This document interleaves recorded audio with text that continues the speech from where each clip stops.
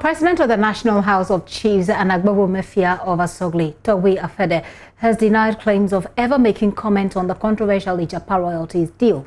Addressing members of the House on fake news items attributed to them, he described the claims as mischievous and urged the public to disregard any such publications said to have been issued from the National House of Chiefs on the matter. It was titled, House of Chiefs condemn ethnocentric comments shared by John Dramani Mahama. Again, most of these publications came with my name, but this one went further to forge the letterhead of the National House of Chiefs.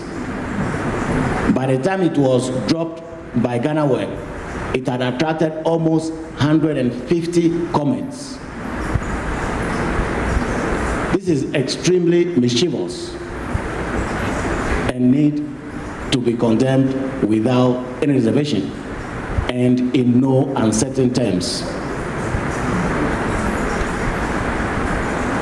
I, in particular, am very much hurt by the attempt to use my name to grant legitimacy to a transaction that has been very widely condemned for its secrecy and for the fact that the company involved, Agyapa, was incorporated in a tax haven. I do not see why desperation will lead anybody who is associated with that transaction to want to use the name of innocent Togwe Afede the 14th.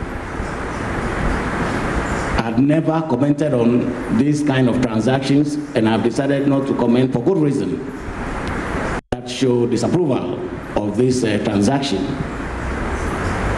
Tax havens typically serve two purposes: helping you to avoid tax or ensure secrecy.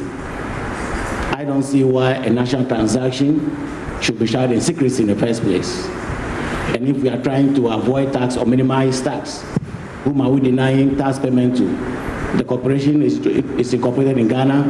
Tax will accrue to Ghana, which will be paid by this company that is owned supposedly majority by Ghana.